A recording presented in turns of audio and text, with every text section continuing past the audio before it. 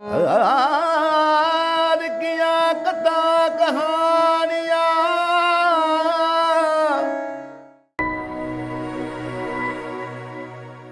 ਇਕ ਓੰਕਾਰ ਸਤਨਾਮ ਕਰਤਾ ਪੁਰਖ ਨਿਰਭਉ ਨਿਰਵੈਰ ਅਕਾਲ ਮੂਰਤ ਅਜੂਨੀ ਸੈਭੰ ਗੁਰ ਪ੍ਰਸਾਦ।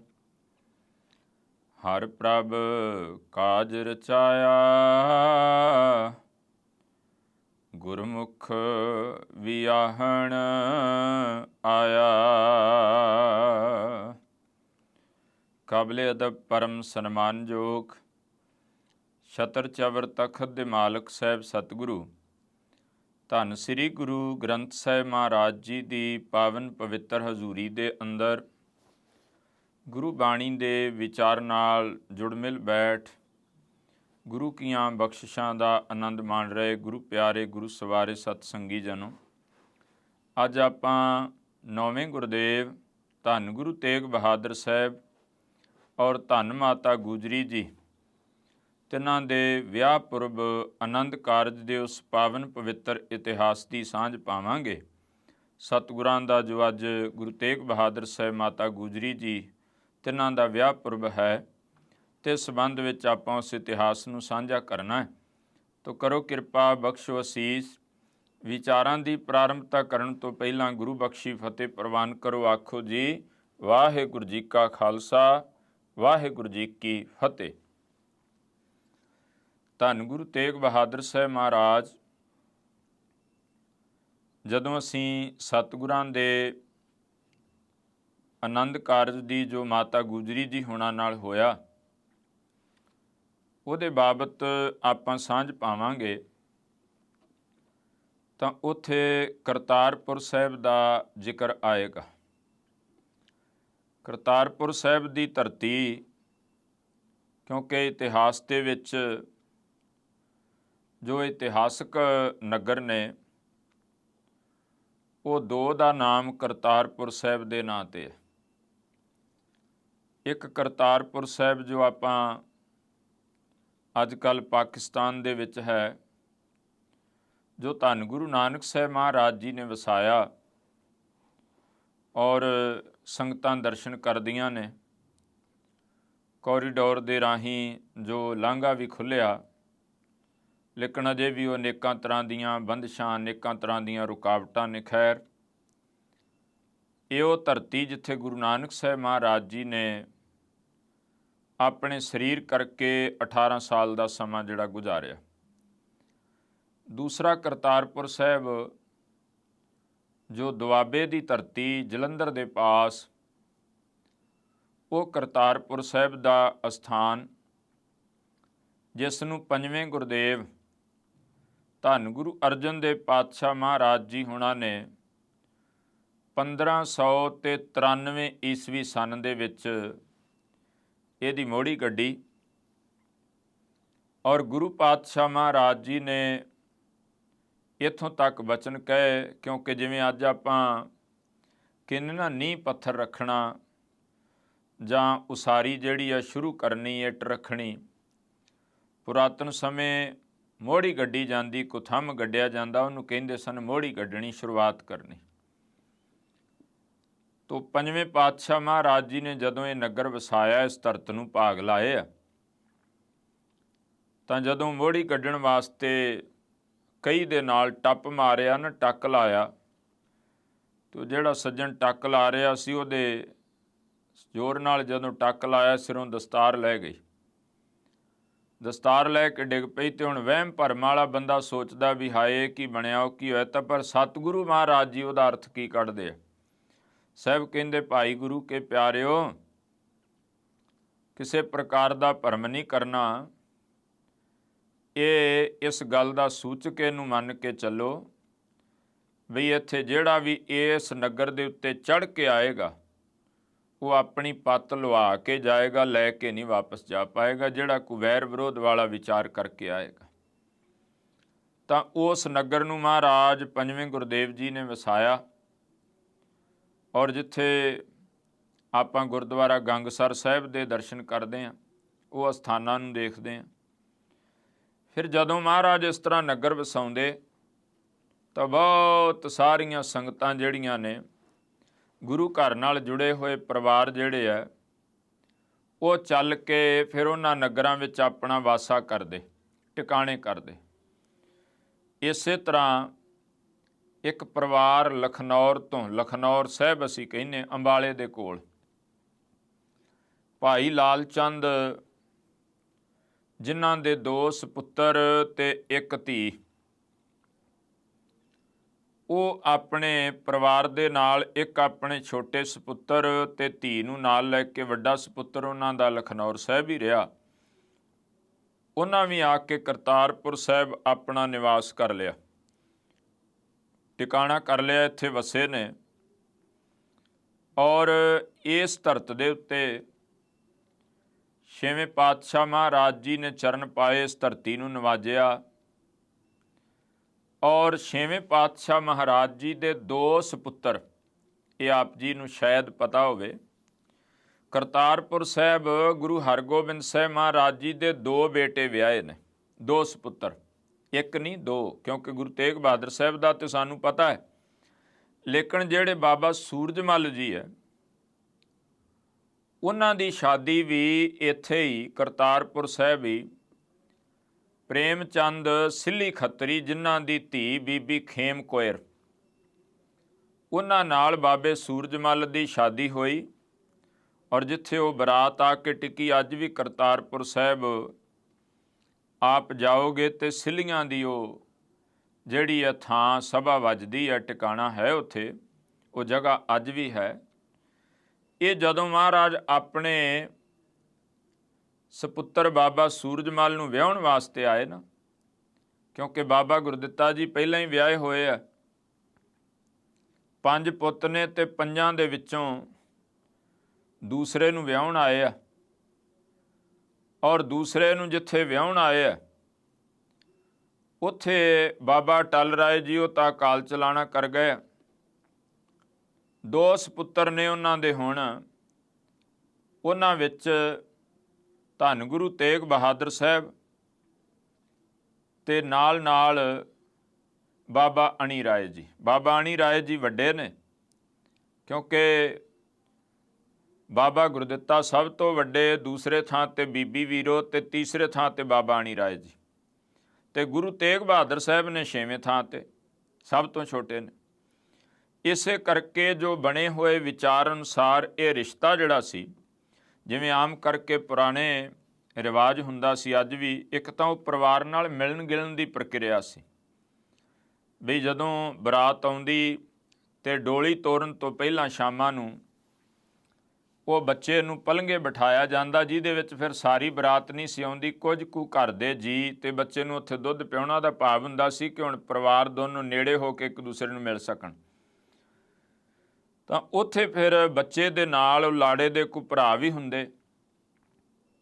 ਉੱਥੇ ਜਦੋਂ ਬਾਬਾ ਸੂਰਜਮਲ ਜੀ ਹੋਣਾ ਦੇ ਨਾਲ ਗੁਰੂ ਤੇਗ ਬਹਾਦਰ ਸਾਹਿਬ ਤੇ ਬਾਬਾ ਅਣੀ ਰਾਏ ਜੀ, ਉਹਨਾਂ ਨੂੰ ਤੱਕਿਆ ਤੇ ਮਾਤਾ ਬਿਸ਼ਨ ਕੋਇਰ ਨੇ ਗੱਲ ਕੀਤੀ ਵੀ ਕੀ ਇਹ ਗੁਰੂ ਹਰਗੋਬਿੰਦ ਸਾਹਿਬ ਦੇ ਸਾਰੇ ਬੱਚੇ ਵਿਆਹ? ਕਹਿੰਦੇ ਨਹੀਂ, ਅਜੇ 2 ਬੇਟੇ ਉਹਨਾਂ ਦੇ ਵਿਆਹੁਣ ਵਾਲੇ। ਉਹਨਾਂ ਨੇ ਆਪਣੇ ਪਤੀ ਭਾਈ ਲਾਲ ਚੰਦ ਦੇ ਨਾਲ, ਸੁਭਿੱਖੀ ਖੱਤਰੀ, ਉਹਨਾਂ ਨਾਲ ਗੱਲ ਕੀਤੀ ਵੀ ਆਪਾਂ ਆਪਣੀ ਧੀ ਗੁਜਰੀ ਦਾ ਰਿਸ਼ਤਾ ਜਿਹੜਾ ਹੈ, ਨਾਤਾ ਜੋ ਹੈ, ਉਹ ਗੁਰੂ ਘਰ ਦੇ ਵਿੱਚ ਇਹਨਾਂ ਦੇ ਸਪੁੱਤਰ ਨਾਲ ਕਰੀਏ। ਤੇ ਭਾਈ ਲਾਲ ਚੰਦ ਪਹਿਲਾਂ ਤੇ ਇਸ ਗੱਲ ਨੂੰ ਲੈ ਕੇ ਝਿਜਕਿਆ ਵੀ ਆਪਾਂ ਕਿੱਥੇ ਤੇ ਗੁਰੂ ਘਰ ਕਿੱਥੇ। ਕਹਿੰਦੇ ਨਹੀਂ, ਬੇਨਤੀ ਤਾਂ ਕਰੋ ਤੁਸੀਂ। ਜਦੋਂ ਇਹ ਰਿਸ਼ਤੇ ਦੀ ਪੇਸ਼ਕਸ਼ ਕੀਤੀ ਗਈ ਤਾਂ ਸੁਭਾਵਿਕ ਹੈ ਕਿ ਉਹ ਸਭ ਨਾਲੋਂ ਪਹਿਲਾਂ ਬਾਬਾ ਅਣੀ ਰਾਏ ਜੀ ਨਾਲ ਗੱਲ ਹੋਣੀ ਸੀ, ਵੱਡੇ ਉਹ ਨੇ। ਜਦੋਂ ਉਹਨਾਂ ਤੱਕ ਇਹ ਗੱਲ ਗਈ ਵੀ ਰਿਸ਼ਤਾ ਜਿਹੜਾ ਉਹ ਤੁਹਾਡਾ ਕਰ ਦਿੱਤਾ ਜਾਏ, ਤਾਂ ਬਾਬਾ ਅਣੀ ਰਾਏ ਜੀ ਹੋਣਾ ਨੇ ਗ੍ਰਸਤ ਧਾਰਨ ਤੋਂ ਮਨ੍ਹਾ ਕਰ ਦਿੱਤਾ, ਰਿਸ਼ਤਾ ਜਿਹੜਾ ਕਰਵਾਉਣ ਤੋਂ ਮਨ੍ਹਾ ਕਰ ਦਿੱਤਾ। ਉਹਦੇ ਤੋਂ ਬਾਅਦ ਫਿਰ ਸਭ ਤੋਂ ਛੋਟੇ ਧੰਨ ਗੁਰੂ ਤੇਗ ਬਹਾਦਰ ਸਾਹਿਬ, ਉਹਨਾਂ ਨੂੰ ਪੁੱਛਿਆ ਗਿਆ। ਉਹਨਾਂ ਨੇ ਅੱਗੋਂ ਹੱਥ ਜੋੜ ਕੇ ਆਖਿਆ, ਪਿਤਾ ਗੁਰਦੇਵ ਜੀ, ਜਿਵੇਂ ਆਪ ਜੀ ਨੂੰ ਚੰਗਾ ਲੱਗੇ, ਜਿਵੇਂ ਆਪ ਜੀ ਦੀ ਆਗਿਆ ਹੋਵੇ। ਤੋ ਇਹ ਮਾਤਾ ਗੁਜਰੀ ਜੀ ਹੋਣਾ ਦਾ ਜਿਹੜਾ ਰਿਸ਼ਤਾ ਨਾਤਾ ਹੈ, ਉਹ ਪ੍ਰਥਮ ਬਾਬਾ ਅਣੀ ਰਾਏ ਜੀ ਹੋਣਾ ਵਾਸਤੇ ਸੀ। ਲੇਕਿਨ ਜਦੋਂ ਉਹਨਾਂ ਨੇ ਗ੍ਰਸਤ ਨੂੰ ਧਾਰਨ ਤੋਂ ਨਾ ਕੀਤੀ ਹੈ, ਫਿਰ ਧੰਨ ਗੁਰੂ ਤੇਗ ਬਹਾਦਰ ਸਾਹਿਬ ਜੀ ਹੋਣਾ ਦੇ ਨਾਲ ਇਹ ਰਿਸ਼ਤਾ ਜਦੋਂ ਬਾਬਾ ਸੂਰਜਮਲ ਜੀ ਨੂੰ ਮਹਾਰਾਜ ਗੁਰੂ ਹਰਗੋਬਿੰਦ ਸਾਹਿਬ ਵਿਆਹੁਣ ਆਏ, ਉਦੋਂ ਇਹ ਤੈਅ ਹੋਇਆ। ਇਹ ਨਾਤਾ ਤੈਅ ਹੋ ਗਿਆ, ਰਿਸ਼ਤਾ ਤੈਅ ਹੋ ਗਿਆ। ਸਮਾਂ ਆਇਆ 1632 ਈਸਵੀ ਸਨ ਦਾ, ਕੁਝ ਥਾਵਾਂ ਤੇ 33 ਵੀ ਲਿਖਿਆ ਹੈ। ਉਸ ਸਮੇਂ ਦੇ ਵਿੱਚ ਫਿਰ ਧੰਨ ਗੁਰੂ ਤੇਗ ਬਹਾਦਰ ਸਾਹਿਬ ਮਹਾਰਾਜ ਜੀ ਨੂੰ ਵਿਆਹੁਣ ਵਾਸਤੇ, ਕਿਉਂਕਿ ਬਰਾਤ ਉਦੋਂ ਮਹਾਰਾਜ ਦਾ ਪਰਿਵਾਰ ਕਰਤਾਰਪੁਰ ਸਾਹਿਬ ਹੀ ਸੀ, ਇੱਥੋਂ ਹੀ ਬਰਾਤ ਜਿਹੜੀ ਉਹ ਚੜ੍ਹੀ ਹੈ। ਗੁਰੂ ਤੇਗ ਬਹਾਦਰ ਸਾਹਿਬ ਮਹਾਰਾਜ ਜੀ ਹੋਣਾ ਦਾ ਆਨੰਦ ਕਾਰਜ ਦਾ ਦਿਨ ਜਿਹੜਾ ਉਹ ਮਿਥਿਆ ਗਿਆ, ਅੱਸੂ ਦਾ ਮਹੀਨਾ ਸੀ। ਤੇ ਕਿਉਂਕਿ ਪਰਿਵਾਰ ਇੱਥੇ ਹੀ ਮਾਤਾ ਗੁਜਰੀ ਜੀ ਹੋਣਾ ਦਾ, ਅੱਜ ਆਪਾਂ ਉਹ ਅਸਥਾਨ ਵੇਖਦੇ ਹਾਂ ਜਿੱਥੇ ਉਹਨਾਂ ਦਾ ਪੇਕਾ ਘਰ ਔਰ ਵਿਆਹ ਸਥਾਨ ਵੀ, ਆਨੰਦ ਕਾਰਜ ਜਿੱਥੇ ਹੋਇਆ। ਉਸ ਜਗ੍ਹਾ ਤੇ ਜਦੋਂ ਬਰਾਤ ਆਈ ਤਾਂ ਬੜੇ ਗੁਰਸਿੱਖ ਗੁਰੂ ਪਿਆਰੇ ਨਾਲ, ਤੇ ਮਹਾਰਾਜ ਜਦੋਂ ਆਏ ਨਾ ਵਿਆਹੁਣ ਵਾਸਤੇ ਪੁੱਤ ਨੂੰ, ਤੇ ਗੁਰੂ ਪਾਤਸ਼ਾਹ ਕਿਉਂਕਿ ਮਿਲਣੀ ਹੋਣੀ ਸੀ, ਮਿਲਣੀ ਦਾ ਭਾਵ ਵੀ ਜਿਹੜਾ ਉਹ ਬੜਾ ਡੂੰਘਾ। ਮਿਲਣੀ ਅਸਲ 'ਚ ਕੀ ਕੀਤਾ ਜਾਂਦਾ ਸੀ ਵੀ ਤ੍ਰੈ ਲੋਕ ਮਿਲਦੇ ਸੀ ਸਿਰਫ ਪਹਿਲਾਂ।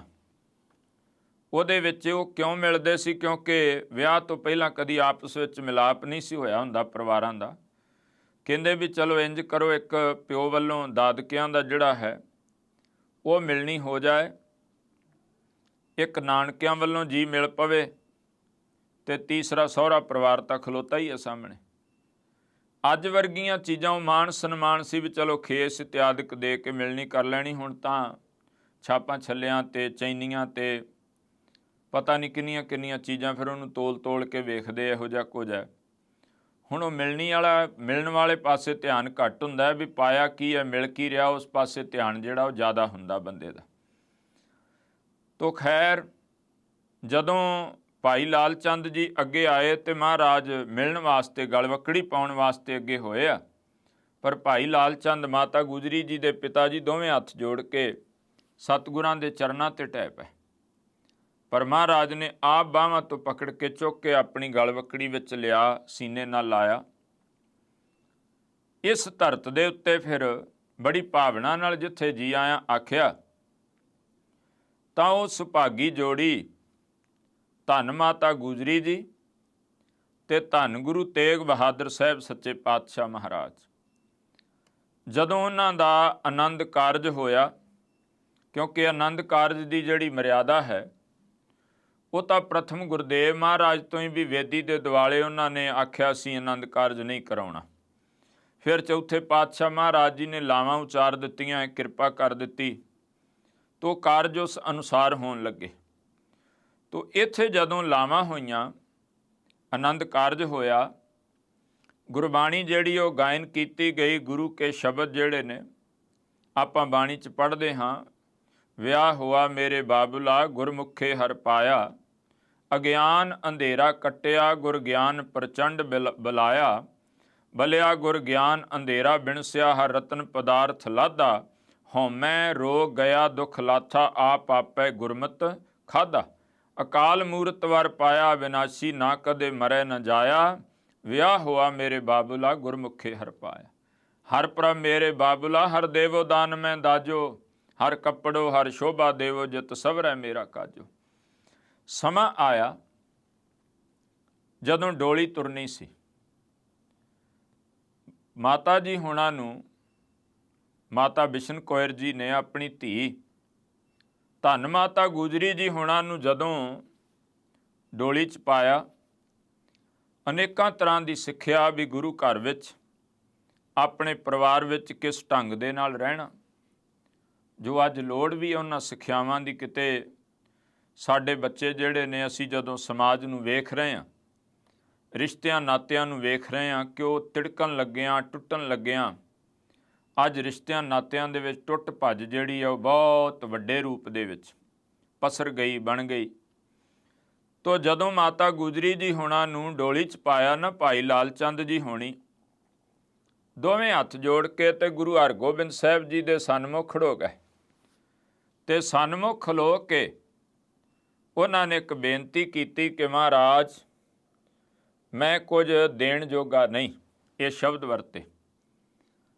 ਜਦੋਂ ਉਹਨਾਂ ਨੇ ਸ਼ਬਦ ਵਰਤਿਆ ਨਾ, ਮੈਂ ਕੁਝ ਦੇਣ ਜੋਗਾ ਨਹੀਂ, ਮੈਂ ਤੁਹਾਡੀ ਕੋਈ ਸੇਵਾ ਨਹੀਂ ਕਰ ਸਕਿਆ, ਪਖੰਡਾਂ ਬ੍ਰਹਿਮੰਡਾਂ ਦੇ ਮਾਲਕ ਅਸੀਂ ਐਸਾ, ਇਹ ਸ਼ਬਦ ਵਰਤੇ। ਤੇ ਮੀਰੀ ਪੀਰੀ ਦੇ ਮਾਲਕ ਗੁਰੂ ਹਰਗੋਬਿੰਦ ਸਾਹਿਬ ਮਹਾਰਾਜ ਜੀ ਨੇ ਇੱਕ ਬਚਨ ਕਿਹਾ, ਕਹਿੰਦੇ ਲਾਲ ਚੰਦ ਜੀ ਹੱਥ ਤੁਹਾਨੂੰ ਨਹੀਂ ਜੋੜਨੇ ਚਾਹੀਦੇ, ਹੱਥ ਤਾਂ ਸਾਨੂੰ ਜੋੜਨੇ ਚਾਹੀਦੇ। ਔਰ ਇਹ ਕਾਰਜ ਜਿਹੜਾ ਹੋਇਆ ਹੁਣ ਤੱਕ ਤੇ ਇਹੋ ਹੀ ਆਪਾਂ ਸੁਣਦੇ ਤੇ ਕਰਦੇ ਆ ਜੀ, ਵੀ ਦੁਨੀਆ ਕਰਦੀ ਆ ਵੀ ਪੁੱਤ ਵਾਲੇ ਵੱਡੇ ਹੁੰਦੇ ਆ ਜੀ, ਧੀ ਵਾਲੇ ਨੀਵੇਂ ਹੁੰਦੇ ਆ, ਇਸੇ ਕਰਕੇ ਧੀ ਵਾਲਿਆਂ ਨੂੰ ਤਾਂ ਹਮੇਸ਼ਾ ਹੱਥ ਹੀ ਜੋੜਨੇ ਪੈਂਦੇ ਆ। ਇਹਦਾ ਮਤਲਬ ਇਹ ਹੈ ਵੀ ਜੇ ਉਹਨਾਂ ਧੀ ਜੰਮੀ ਹੈ ਤੇ ਕੋਈ ਗੁਨਾਹ ਕੀਤਾ ਹੈ ਵੀ ਉਹਨਾਂ ਹਰ ਵਕਤ ਹੱਥ ਹੀ ਜੋੜ ਕੇ ਰੱਖਣੇ ਆ। ਮਹਾਰਾਜ ਨੇ ਕਿੱਡੀ ਕਿਰਪਾ ਕੀਤੀ। ਜਦੋਂ ਅਸੀਂ ਅੱਜ ਧੰਨ ਗੁਰੂ ਤੇਗ ਬਹਾਦਰ ਸਾਹਿਬ ਮਾਤਾ ਗੁਜਰੀ ਜੀ ਹੁਣਾਂ ਦੇ ਆਨੰਦ ਕਾਰਜ ਦੀ ਬਾਤ ਕਰ ਰਹੇ ਹਾਂ ਤਾਂ ਲੋੜ ਹੈ ਸਾਨੂੰ ਇਹਨਾਂ ਚੀਜ਼ਾਂ ਨੂੰ ਸਿੱਖਣ ਦੀ। ਇਹਨਾਂ ਦਿਹਾੜਿਆਂ ਦੇ ਵਿੱਚੋਂ ਮਹਾਰਾਜ ਕਹਿੰਦੇ ਹੱਥ ਤਾਂ ਸਾਨੂੰ ਜੋੜਨੇ ਚਾਹੀਦੇ। ਗੁਰੂ ਹਰਗੋਬਿੰਦ ਸਾਹਿਬ ਜੀ ਕਹਿੰਦੇ। ਭਾਈ ਲਾਲ ਚੰਦ ਘਬਰਾ ਗਏ ਵੀ ਕਿਉਂ? ਮਹਾਰਾਜ ਗੁਰੂ ਹਰਗੋਬਿੰਦ ਸਾਹਿਬ ਜੀ ਕਹਿੰਦੇ ਨੇ, ਲਾਲ ਚੰਦ ਜੀ ਮੈਂ ਖੁਦ ਇੱਕ ਧੀ ਦਾ ਬਾਪ ਹਾਂ। ਮਹਾਰਾਜ ਜੀ ਦੇ 5 ਪੁੱਤਰ, ਇੱਕ ਧੀ ਬੀਬੀ ਵੀਰੋ। ਤੇ ਭਾਈ ਲਾਲ ਚੰਦ ਸਿਆਂ ਮੈਂ ਆਪ ਆਪਣੇ ਹੱਥੀਂ ਆਪਣੀ ਧੀ ਨੂੰ ਤੋਰਿਆ, ਉਹਦਾ ਆਨੰਦ ਕਾਰਜ ਕੀਤਾ ਹੈ। ਤੇ ਇੱਕ ਬਾਬੁਲ ਦੇ ਵਾਸਤੇ, ਇੱਕ ਪਿਤਾ ਦੇ ਵਾਸਤੇ, ਇੱਕ ਧੀ ਜਿਹਨੂੰ ਜਨਮ ਤੋਂ ਲੈ ਕੇ ਉਹਨੇ ਪਾਲਿਆ ਪੋਸਿਆ ਹੁੰਦਾ ਆ, ਗੋਦ 'ਚ ਖੜਾਇਆ, ਉਂਗਲ ਪਕੜ ਕੇ ਤੁਰਨਾ ਸਿਖਾਇਆ, ਮੋਢਿਆਂ 'ਤੇ ਚੁੱਕਿਆ, ਅਨੇਕਾਂ ਤਰ੍ਹਾਂ ਦੇ ਲਾਡ ਲਡਾਏ, ਉਹਨੂੰ ਆਪਣੇ ਘਰੋਂ ਡੋਲੀ ਬਿਠਾ ਕੇ ਤੋਰ ਦੇਣਾ, ਇਹ ਇੱਕ ਬਾਬਲ ਦੇ ਵਾਸਤੇ ਕਿੰਨਾ ਔਖਾ ਹੁੰਦਾ ਤੇ ਕਿੰਨਾ ਵੱਡਾ ਉਹਨੂੰ ਜਿਗਰਾ ਕਰਨਾ ਪੈਂਦਾ ਹੈ। ਕਹਿੰਦੇ ਮੈਂ ਖੁਦ ਜਾਣਦਾ ਹਾਂ ਕਿਉਂਕਿ ਮੈਂ ਆਪਣੇ ਘਰੋਂ ਆਪਣੀ ਧੀ ਤੋਰੀ ਹੈ। ਔਰ ਮਹਾਰਾਜ ਨੇ ਆਖਿਆ ਇਹ ਧੀਆਂ ਜਿਗਰ ਦਾ ਟੁਕੜਾ। ਇਹ ਸ਼ਬਦ ਗੁਰੂ ਹਰਗੋਬਿੰਦ ਸਾਹਿਬ ਨੇ ਵਰਤੇ ਧੀ ਵਾਸਤੇ, ਜਿਨ੍ਹਾਂ ਨੂੰ ਲੋਕ ਭਾਰ, ਪੱਥਰ, ਹਨੇਰੀ, ਪਤਾ ਨਹੀਂ ਕੀ ਕੀ ਕੁਝ ਕਹੀ ਜਾਂਦੇ। ਮਹਾਰਾਜ ਨੇ ਜਿਗਰ ਦਾ ਟੁਕੜਾ ਆਖਿਆ ਉਸ ਧੀ ਵਾਸਤੇ ਸ਼ਬਦ। ਤੇ ਬੋਲ ਵਰਤੇ, ਕਹਿਣ ਲੱਗੇ, ਕਹਿੰਦੇ ਜਿਹਨੇ ਆਪਣੇ ਜਿਗਰ ਦਾ ਟੁਕੜਾ ਜਿਹੜਾ ਹੈ, ਧੀ ਤੋਰਨੀ ਹੈ, ਜਿਗਰ ਦਾ ਟੁਕੜਾ ਵੱਢ ਕੇ ਕੱਟ ਕੇ ਦੇਣਾ, ਇਹ ਕੁਝ ਹੈ। ਤਾਂ ਕਰਕੇ ਆਖਿਆ, ਕਹਿੰਦੇ ਜਿਹਨੇ ਆਪਣੀ ਧੀ ਦੇ ਦਿੱਤੀ ਉਹਨੇ ਪਿੱਛੇ ਰੱਖਿਆ ਕੀ ਹੈ। ਉੱਥੇ ਸ਼ਬਦ ਵਰਤੇ ਨੇ, ਕਵੀ ਸੰਤੋਖ ਸਿੰਘ ਹੁਣਾਂ ਨੇ ਉਹਨੂੰ ਕਲਮਬੰਦ ਕੀਤਾ।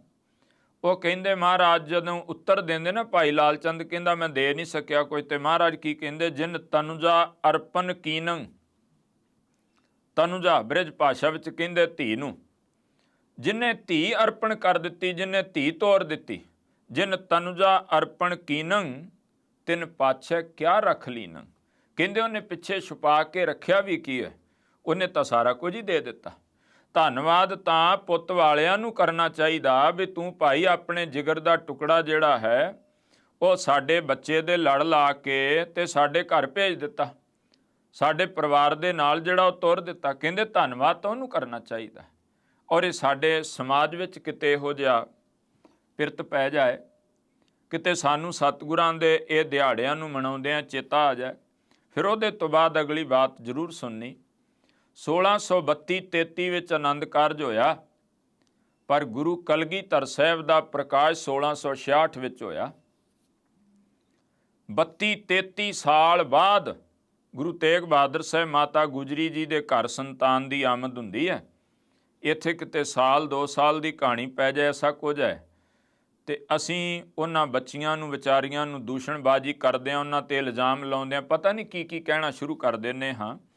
ਪਰ ਇਹ ਸੰਤਾਨ, ਇਹ ਦਾਤ ਉਹਦੀ, ਉਹਦੇ ਵਿੱਚ ਇੱਕ ਵੀ ਦਿਨ ਤੁਹਾਨੂੰ ਇਹ ਨਹੀਂ ਮਿਲੇਗਾ ਮਾਤਾ ਗੁਜਰੀ ਨੇ ਕਿਤੇ ਕੋਲਾਂਬਾ ਦਿੱਤਾ ਹੋਵੇ, ਜਾਂ ਸਤਿਗੁਰਾਂ ਨੇ, ਜਾਂ ਉਹਨਾਂ ਦੇ ਪਰਿਵਾਰ ਨੇ।